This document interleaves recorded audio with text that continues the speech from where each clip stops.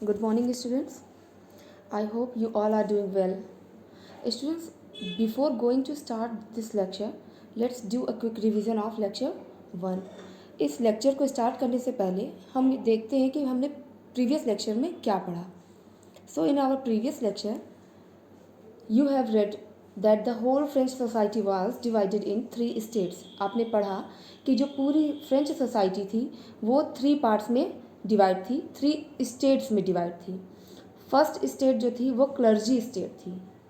Clergy means people related to the church, means जो लोग church से रिलेटेड होते थे, जैसे कि फादर, जिन्हें हम हिंदी में बोलते हैं पादरी. सेकेंड स्टेट के पीपल थे नोबिलिटी, मीन्स नोबल मैन. आप कह सकते हैं कि वो लोग जो राजा के बहुत ही खास हुआ करते थे और राजा से रिलेटेड हुआ करते थे, means king and his relatives. ठीक है, वो आते हैं सेकेंड स्टेट मीन्स नोबिलिटी में. और फिर पता ही है आपको कि थर्ड स्टेट में कौन आएगा. थर्ड स्टेट में आता है कॉमन मैन या फिर कॉमन पीपल, लाइक जो उनकी प्रजा थी, जो उनके सब्जेक्ट थी, मीन्स किंग को छोड़कर और उसके रिलेटिव को छोड़कर, चर्च के लोगों को छोड़कर जितने लोग बचेंगे वो आ जाएंगे थर्ड स्टेट में, मीन्स कॉमन मैन में. इसके बाद हमने दूसरी चीज़ एक इम्पॉर्टेंट पढ़ी कि there were 2 kinds of taxes that common people had to pay. Means वहाँ पर 2 तरीके के टैक्स होते थे जो कि कॉमन पीपल को टैक्स पे करने पड़ते थे. और टैक्स पे करने के लिए जो चर्च से रिलेटेड लोग थे, मतलब क्लर्जी, और जो सेकंड स्टेट के लोग थे मीन्स नोबिलिटी, इन दोनों को एडवांटेज मिला हुआ था, इन्हें फ़ायदा मिला हुआ था कि ये किसी भी तरीके का टैक्स पे नहीं करेंगे. जो टैक्स पे करना है ये सारा बर्डन जो है ये इस पर था. किस पर? Third state means common man पे. अब इन्हें 2 तरीके के टैक्स पे करने पड़ते थे. फर्स्ट था टीथेस, मीन्स रिलीजियस टैक्स, जैसे जो टैक्स उन्हें चर्च को देना पड़ता था. और सेकंड में आता था आपका टाइले, मीन्स एक स्टेट टैक्स जो कि एक डायरेक्ट टैक्स था और लोगों को डेली ज़रूरतों की चीज़ों पर लगाया जाता था ये टैक्स, लाइक टोबैको मीन्स तंबाकू पर, और नमक, ये डेली की उनकी नेसेसिटीज़ थी, ये ज़रूरत थी, तो उन्हें इस पर भी टैक्स देना पड़ता था. अभी आपके सामने एक ये फिगर है, आप देख सकते हैं. यहाँ पर एक आपके सामने एक इमेज है. ठीक है, ये इमेज जो दिखा रही है, ये इमेज ये शो कर रही है उस टाइम की कंडीशन को. इधर बैठा हुआ है कौन? नोबल मैन, मतलब जो सेकंड स्टेट का पर्सन है, और ये जो पर्सन है ये है आपका common man, means third state से रिलेटेड पर्सन है. तो इस फिगर के थ्रू, इस इमेज के थ्रू आपको दिखाया गया है यहाँ पर, ये जो आपका नोबल मैन है इसको कहा गया है एक स्पाइडर बोला गया है, और जो हमारा कॉमन मैन है ये फ्लाई कहा गया है. तो आपके लिए ये वर्क होगा कि आप पूरे लेक्चर को पहले देख लेंगे, फिर आप अपने होमवर्क में सेंड करेंगे मुझे कि आपने इसमें स्पाइडर क्यों कहा गया है और इसको फ्लाई क्यों कहा गया है. मीन्स नोबल मैन को स्पाइडर और फ्लाई को कॉमन मैन को फ्लाई की संज्ञा क्यों दी गई, इसे ऐसा क्यों कहा गया है. थोड़ा सा आप अपना माइंड ब्रेन यूज़ कीजिएगा और इसका आंसर मुझे होमवर्क के तौर पर दीजिएगा. ये आपके लिए एक एक्टिविटी होमवर्क है. ठीक है, अब नेक्स्ट हम देखते हैं. अब हम स्टार्ट करेंगे. Now in this video we will know about the condition of France in late 18th century. अब हम इस जो आज आप लेक्चर सुनेंगे इसमें हम पढ़ेंगे कि 18th सेंचुरी के टाइम में, during the 18th century, what was the condition of the France, how were the French people struggling to live their life, कि फ्रेंच के लोग किस तरीके से मेहनत कर रहे थे, कैसे वो संघर्ष कर रहे थे अपने हक के लिए, अपने जीवन को जीने के लिए. And what they did to get their freedom, और उन्होंने क्या क्या किया अपनी फ्रीडम को अचीव करने के लिए, अपनी फ्रीडम को पाने के लिए. So let's get started with this new topic, that is the struggle. Here we are.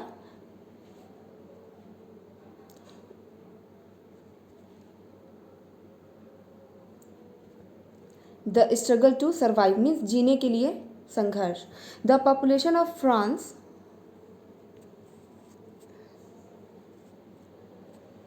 Now the population of France rose about rose from about 23 million in 1715 to 28 million in 1789.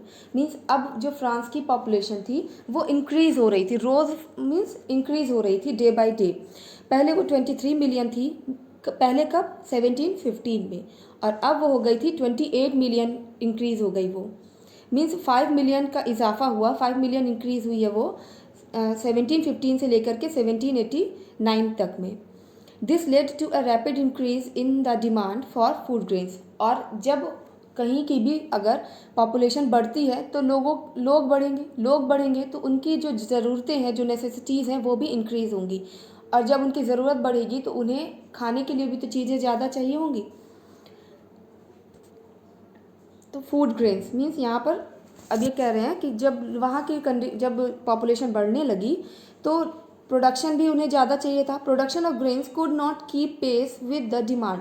तो जो अनाज था, grain means अनाज था, उसका जो production है, उत्पादन है, वो कीप पेस मीन्स होता है वो उसके साथ तालमेल नहीं बिठा पाया। मतलब जब लोग बढ़ रहे हैं, ठीक है, जब आपकी पॉपुलेशन बढ़ रही है तो हमारा प्रोडक्शन भी बढ़ना चाहिए उसी की स्पीड में, तभी हम इसके बराबरी कर सकते हैं। लेकिन यहाँ क्या हो रहा है, यहाँ प्रोडक्शन तो ऊपर जा रही है लेकिन हमारा जो पॉपुलेशन ऊपर जा रही है लेकिन प्रोडक्शन क्या है वो उसके मुकाबले उतना नहीं हो पा रहा है। सपोज दैट अगर 50 लोग खाने वाले हैं तो यहाँ पर सिर्फ वो 10 लोग के भर का ही प्रोडक्शन कर पा रहे हैं। तो ऐसे में क्या हुआ कि वहाँ पर बहुत ज़्यादा दिक्कत आने लगी खाने पीने को लेकर के। Production of grain could not keep pace with the demand, so the price of bread, which was the staple diet of the majority, rose rapidly. तो इस वहाँ का जो मेन स्टैपल डाइट मीन्स होता है जो मेन खाना है, जो सबसे ज़्यादा ज़रूरी है, वो था क्या, ब्रेड। तो जो प्राइस ऑफ ब्रेड था वो स्टैपल डाइट था वहाँ पर, और जो प्राइस ऑफ ब्रेड है वो तेज़ी से बढ़ने लगा। Most workers were employed as labourers in workshops whose owner fixed their wages. ज़्यादातर जो वर्कर थे, मतलब कामगार थे, उन्हें लेबर का वर्क करना पड़ा, मतलब परिश्रमी बनना पड़ा उन्हें। इन वर्कशॉप्स, कुछ वर्कशॉप्स में, हुज ओनर, उस वर्कशॉप के ओनर ने उनके जो वेजेस हैं, मतलब उनके काम करने का जो मूल्य होता है उसको, वेजेस मतलब जो उनका जितना उन्होंने काम किया है उसके बदले उन्हें कुछ खर्च मिलेगा, तो उसको उन्होंने फिक्स कर दिया।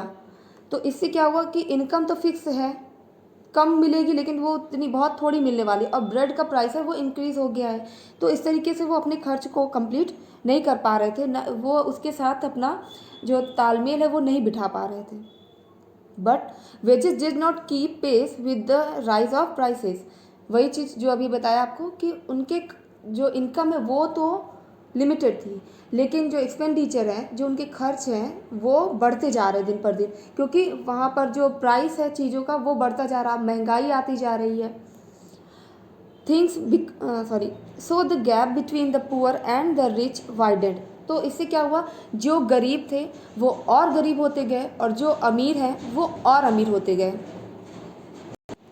इसका मतलब है कि जो गरीब है उसकी तो इनकम फिक्स हो गई है, अब वो उससे ज़्यादा उसे मिलेगा ही नहीं कि वो खरीद सके कोई चीज़ें। और जो अमीर है वो क्या करे, वो एक्सप्लॉइट कर रहे हैं जो पुअर पीपल है वहाँ के। तो इस तरीके से एक्सप्लॉइटेशन जब शुरू हुआ तो जो रिच पीपल है they become richer and richer day by day, but the poor, what about them, उनका क्या हुआ, वो और गरीब होते गए, क्योंकि उनके जो खर्च हैं वो तो बढ़ते जा रहे हैं लेकिन उनकी इनकम बहुत ही लिमिटेड हो गई, फिक्स हो गई। तो इसकी वजह से जो अमीर और गरीब के बीच की खाई थी वो दिन पर दिन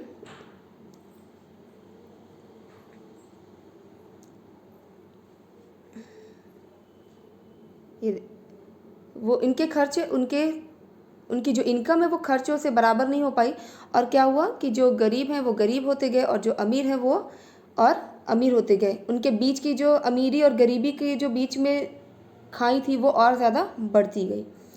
things became worse whenever drought और hail reduce the harvest.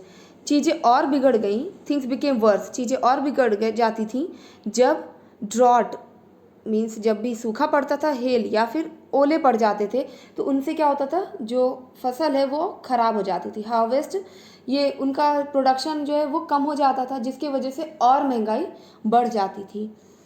This led to a subsistence crisis. इसकी वजह से जो क्राइसिस है, जो कमी है समाज में चीज़ों की, उस सोसाइटी में, वो हमेशा मतलब फ्रीक्वेंटली, यहाँ पे देखिए समथिंग दैट अकर्ड फ्रीक्वेंटली, ये ऐसी चीज़ हो गई थी जो उस टाइम में मामूली सी बात हो गई थी। मतलब ये हमेशा हो सकता था, क्योंकि एक तो उनके खर्चे लिमिटेड हो गए, सॉरी उनके जो इनकम है वो लिमिटेड हो गई।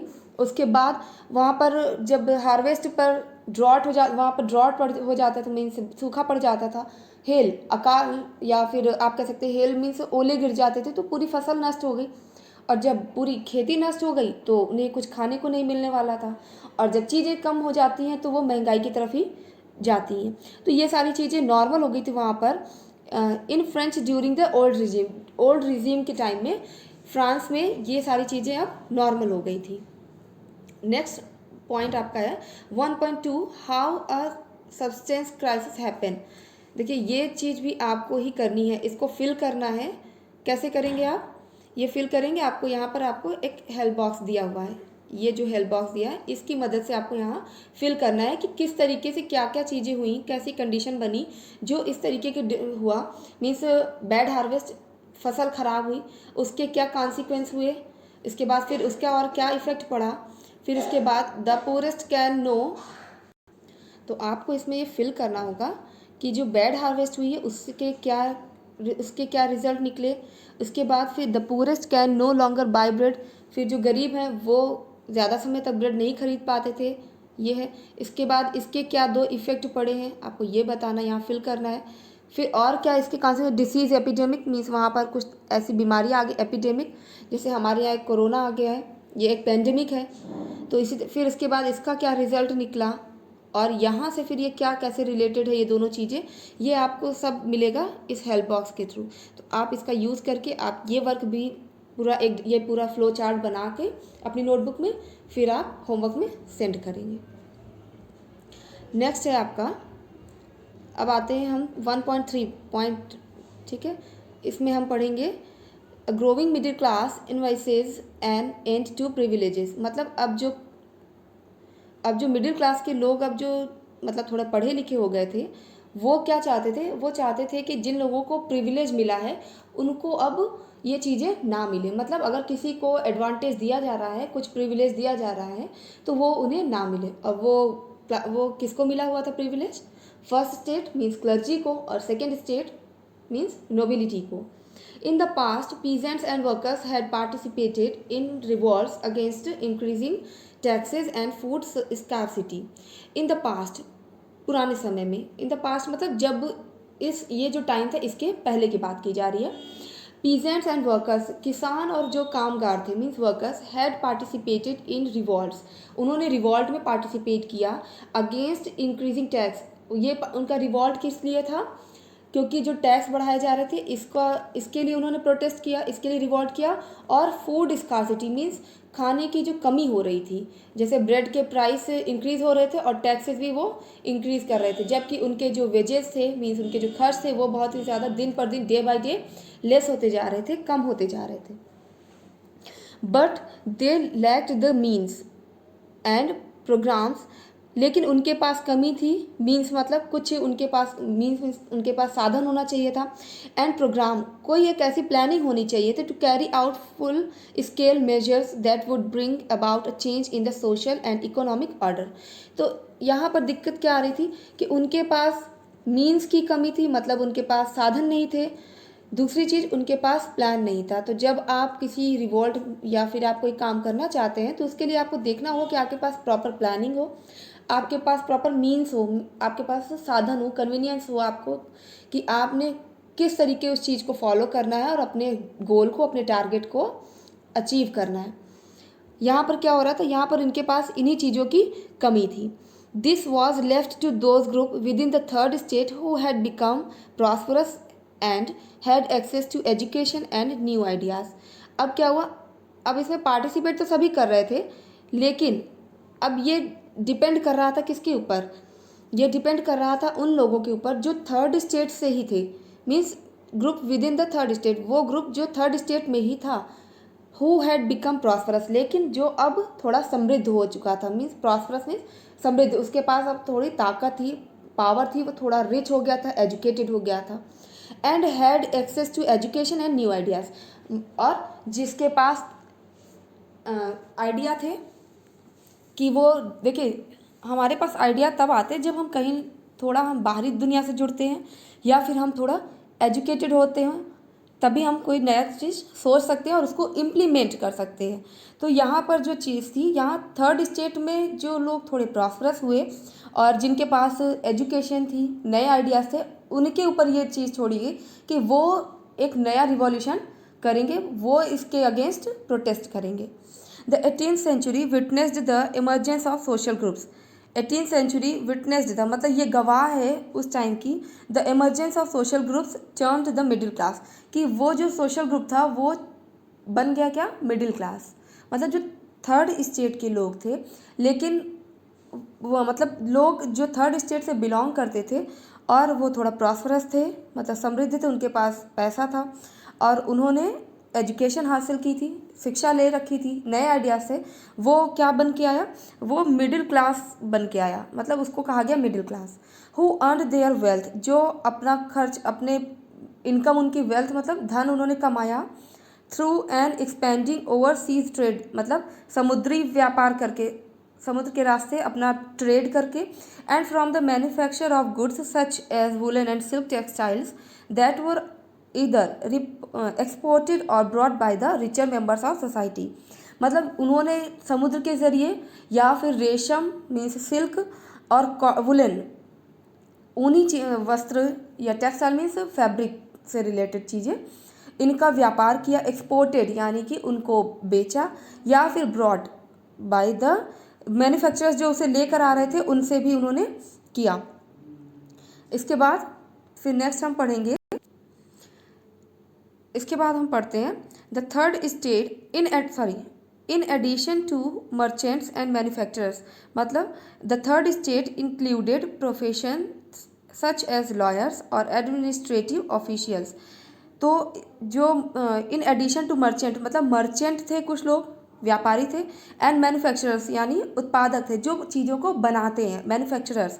The third state included, third states में और भी लोग आए, और भी प्रोफेशन इंक्लूड हो गए, सच एज लॉयर मीन्स वकील, एंड एडमिनिस्ट्रेटिव ऑफिशियल्स मीन्स जो प्रशासन से, जो राजा से रिलेटेड थे।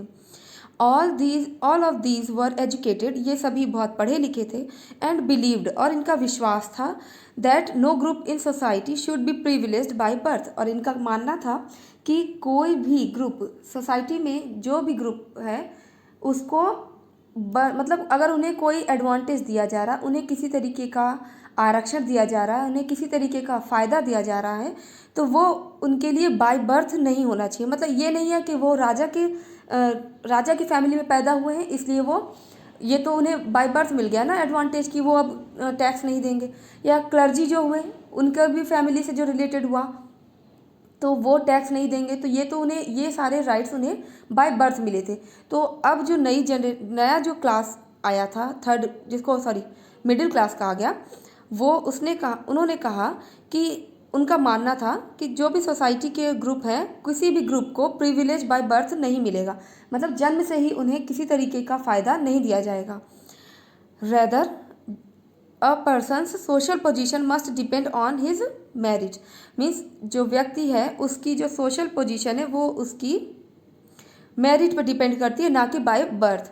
These ideas envisaging a society based on freedom and equal laws and opportunities for all. इसका मतलब था, दीज आइडियाज़, इन आइडियाज़ ने एक सोसाइटी की कल्पना की, इनवाइसेजिंग मीन्स कल्पना की, बेस्ड ऑन फ्रीडम, ऐसी सोसाइटी जो कि आज़ादी पे बेस्ड होगी, बेस्ड ऑन फ्रीडम मतलब आज़ादी पे बेस्ड होगी, एंड उसमें जो लॉज होंगे वो इक्वल होंगे, मतलब सभी लोगों के लिए एक नियम बनेगा जो सभी पे लागू होगा। जैसे हमारा राइट है ना, इक्वलिटी बिफोर लॉ, वैसे ही वो ये चीज़ें वहाँ पर अब आनी शुरू हो गई थी। एंड अपॉर्चुनिटीज़ फॉर ऑल, मतलब अवसर की समानता, मतलब कोई भी ये नहीं है कि ये राजा के हैं तो इसलिए इन्हें पहले मौका मिलेगा, ये क्लर्जी हैं तो इन्हें पहले मौका मिलेगा, ये कॉमन पीपल है इसलिए ये बाद में आएगा, ऐसा नहीं होना है। जितने भी सोसाइटी के लोग हैं वो सभी बराबर हैं, सभी के लिए एक कानून रहेगा और सभी को बराबर मौके, अपॉर्चुनिटीज़ मिलेंगी। Were put forward by philosophers, जो फिलोसफर्स थे उन्होंने ऐसा कहा, such as John Locke and Jean लॉक्स रॉस, ठीक है, रूसो। जो जॉन लॉक थे और जो रूसो थे, ये दोनों फिलोसफर उस टाइम में हुए, और उन्होंने कहा कि कोई भी समाज का व्यक्ति मतलब उसे प्रिविलेज बाय बर्थ नहीं मिलेगा, उसे अगर प्रिविलेज चाहिए तो उसे अपनी सोसाइटी में अपनी एक पोजीशन बनानी होगी, तभी वो प्रिविलेज होगा। In his 2 treaties of government, इस लॉक मतलब लॉक ने एक बुक लिखी, जॉन लॉक जो थे उन्होंने एक बुक लिखी जिसका नाम था 2 ट्रीटीज ऑफ गवर्नमेंट। उसमें उन्होंने ये बात अपनी रखी, sought to refute the divine of the doctrine of the divine and absolute right। उन्होंने अपनी इस बुक में बताया